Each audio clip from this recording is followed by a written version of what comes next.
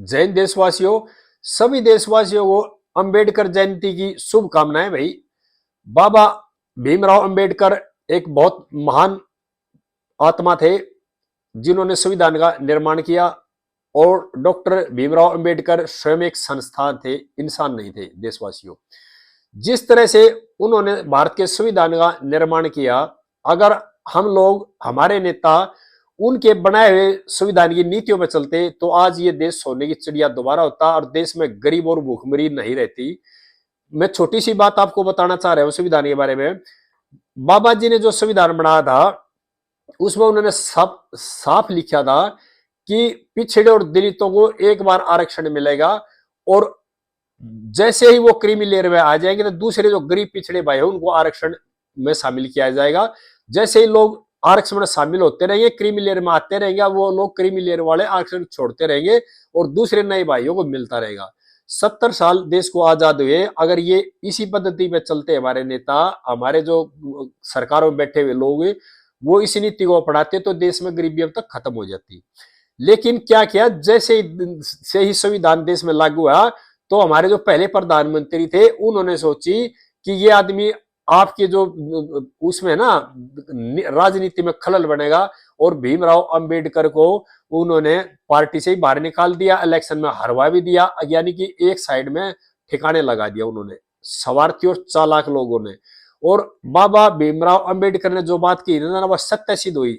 बात क्या की थी देशवासियों, अगर ये संविधान परिवारवादी और गलत लोगों के हाथ में लग गया और तो ये देश की जनता के लिए भस्मासुर साबित हो गया, और ये संविधान बाबा साहब के सामने ही भस्मासुर साबित होना शुरू हो गया था देशवासियों। अब मैं बात करता हूं कि उसके बाद जो पीड़ितों के, दलितों के जो नेता है और सवर्णों के भी जो नेता है उनके बारे में बात करता हूं। ज्यादातर नेताओं ने क्या किया, सिर्फ अपने परिवार का सोचा, अपना हित सोचा, अपना स्वार्थ सोचा, देश की जनता के बारे में कभी कुछ नहीं सोचा। अब बात करते हैं बहुजन समाज पार्टी की। काशीराम जी ने बहुत मेहनत करके बहुजन समाज पार्टी खड़ी की और इस पार्टी को नेशनल लेवल की पार्टी बना। दोस्तों, काशीराम जी चले गए दुनिया से, इसकी कमांड आ गई सुप्रीमो हमारी बहन जी मायावती के हाथ में।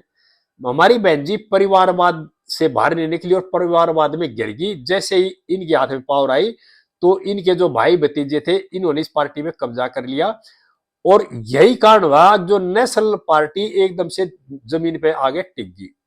अब हमारी बहन जी ने क्या खेल किया, थोड़े दिन पहले जब इलेक्शन हुए थे, जब कोई सीटें नहीं आई, तो इन्होंने दलित भाइयों को एक तरह से मूर्ख बनाने का क्या काम किया कि अपना जो भतीजा था ना आकाश, उसको पार्टी से बाहर निकाल दिया, उसके ससुर को पार्टी से बाहर निकाल दिया। ये एक मिला जुला खेल था, एक ड्रामा था आपस का, परिवार का भी, अगर लोगों को बेवकूफ किस तरह से बनाया जाए, भोले वाले लोगों को। और एक महीने के लिए बाहर निकाल दिया। एक महीना हुआ है अभी, कल उस लड़के ने माफी मांग ली ड्रामा करके, आकाश ने, मायावती जी के भतीजे ने माफी मांग ली। मैं अपनी बुआ से माफी मांगता हूं, मेरी गलती होगी, आइंदा मैं कोई ऐसी गलती नहीं करूंगा। बुआ जी ने माफ कर दिया। तो मैं अपनी बहन जी से, मायावती जी से पूछना चाहता हूं, आपकी पार्टी में बहुत अच्छे अच्छे बेटा और बेटियां है देश की, चाहे वो पीड़ित समाज से, चाहे सवर्ण समाज से, किसी भी समाज से, कोई जरूरी नहीं है कि आपका भतीजा पार्टी चला लेगा। और बहुत अच्छे लड़के जिनके अंदर काबिलियत है। लेकिन देशवासियों, काबिलियत है, इनको भी पता है देश के और लोगों में बहुत ज्यादा काबिलियत है, लेकिन ये जो है ना चौधराट, वो अपने परिवार से बाहर नहीं जाने चाहते, देना चाहते, और इसी चीज को परिवारवाद कहते हैं। पार्टी सब ये पूरे देश की है पार्टी है, और नेशनल पार्टी थी, सभी धर्म जातियों के लोग इससे जुड़े हुए थे। तो अपने परिवार से बाहर लेकर गए, और जो प्रतिभा ना उसको खोजो और उसको बिठाओ, और जो पार्टी का उत्थान होगा।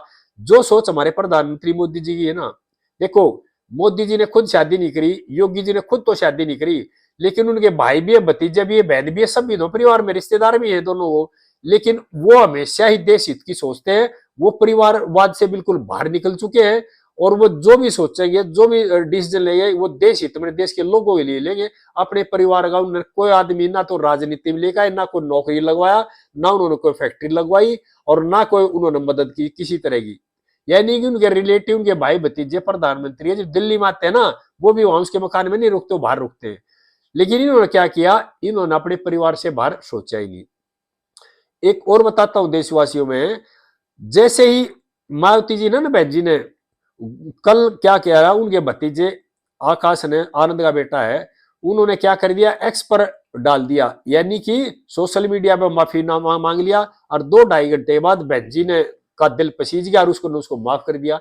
ये कुछ नहीं था, ये देशवासियों की, पीड़ित और गरीब लोगों की आंखों में धूल झोंकने का तरीका था। अभी ठीक है, एक बार बाहर निकाल दो, दोबारा फिर ले लो। नहीं तो अगर कोशिश करते हैं ना, तो बहुजन समाज पार्टी बहुत अच्छी प्रतिभाएं हैं जो कि इस पार्टी को आगे ले जा सकती है, लेकिन नहीं, क्योंकि वो परिवार से बाहर के लोग हैं। ये कभी भी अपने परिवार से बाहर फायदा नहीं पहुंचाना चाहते। इन्होंने लोगों से लेनी है वोट अपनी दुकान चलाने के लिए, लेकिन जो मलाई खाने का टाइम आता है ना, उसमें चाहिए अपना परिवार। देशवासियों, आपको मैं बात बता रहे हैं, और जैसे हमारे प्रधानमंत्री जी हैं या मुख्यमंत्री है यूपी के योगी जी है, वो भी तो कर सकते हैं इस काम को, लेकिन वो नहीं करेंगे। वो इस चीज से बहुत ऊपर उठ चुके हैं, वो देश हित के बारे में सोचते हैं। और इस तरह के जो लोग हैं वो बिरले कभी कभी पैदा होते हैं दुनिया में। और पार्टियों में देखे, लालू जी को देख लो, मुलायम सिंह के परिवार को देख लो, अपने परिवार से बाहर कभी ना तो टिकट देते, अपने रिश्तेदारों को बनाएंगे। इनके जितने चुकर दे रिश्तेदारों की जांच करके देख लो, एक भी रिश्तेदार इनका ऐसा नहीं पाएगा जिसके पास कोई पद नहीं हो, या तो सरकारी नौकरी हो कोई बढ़िया अच्छे लेवल की, या फिर कोई बड़ा पद होगा। और टिकट बांटे जब भी अपने रिश्तेदार, जब सब कुछ भर लेता है इनका परिवार को जगह नहीं बचती, जब बाहर दूसरों को देते हैं। और लोगों से चाहिए ने वोट, गरीबों से, पीड़ितों से, पिछड़ों से इन्होंने वोट चाहिए। बाबा भीमराव अंबेडकर जी की जो नीति थी वह बिल्कुल स्पष्ट थी कि भी जनता की भलाई के लिए, गरीब और पिछड़ों के लिए, लेकिन ये अपनी भलाई की सोचते हैं। देशवासियों, पिछले कुछ दिनों पहले मोदी जी लाए थे भी संविधान में संशोधन करेंगे, जैसे ही गरीब और पिछड़े जो क्रीमी लेयर में आ गए ना, उनको बाहर निकाल दो आरक्षण से, और नए जो गरीब और पीड़ित है उनको आरक्षण दिया जाए। लेकिन विरोध किसने किया? विरोध किया मायावती जी ने, विरोध किया लालू जी ने, विरोध किया पासवान जी ने, विरोध किया मुलायम के परिवार ने। क्यों किया? मैं देश के गरीबों को बताना चाहता क्यों किया भाई विरोध है। विरोध इसलिए किया, अगर ये नीति लागू हो जाती, क्रीमी लेयर से जो बाहर निकल, क्रीमी लेयर में जो शामिल हो जाएगा उसको आरक्षण बाहर निकाल देंगे, अगर ये नीति लागू हो जाती ना देश में, तो फिर क्या होता?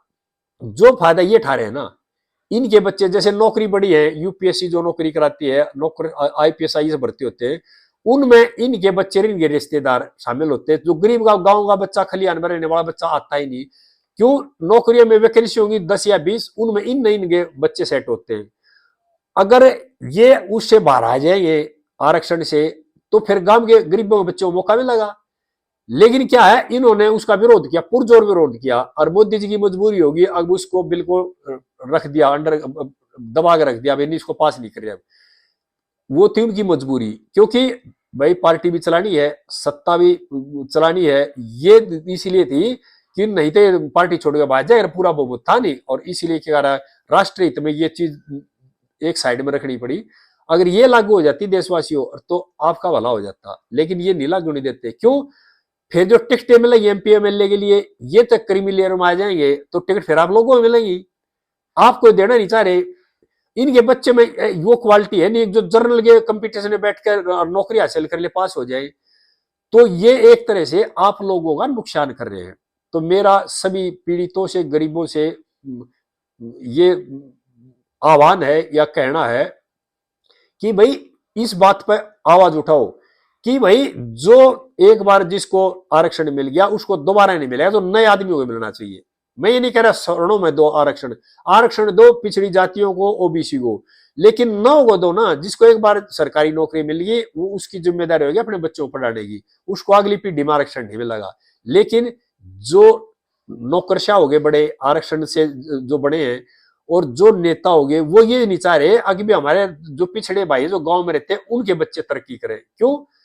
उनकी अगर तरक्की जब करेंगे जब ये आरक्षण को छोड़ देंगे, और देश में लिमिटेड ही भाई नौकरियां हैं, और जब ये नहीं छोड़ देंगे तो गांव के बच्चों को नौकरी कैसे मिलेगी? एक तरह से ये लोग आपके दुश्मन है, और ये सिर्फ परिवारवाद, अपने परिवारवाद को बढ़ावा दे रहे हैं, और इसमें आप लोगों को बहुत ज्यादा समझने की जरूरत है। सभी देशवासियों को नमस्कार भाई, आगे फिर बताऊंगा। मेरे चैनल को ज्यादा से ज्यादा सब्सक्राइब करना, ज्यादा से ज्यादा सेंड करना, जो कि मेरी आवाज सभी देश के गरीब लोगों तक पहुंचे और सभी गरीब लोग इस बात पे सोचे। जय हिंद भाई।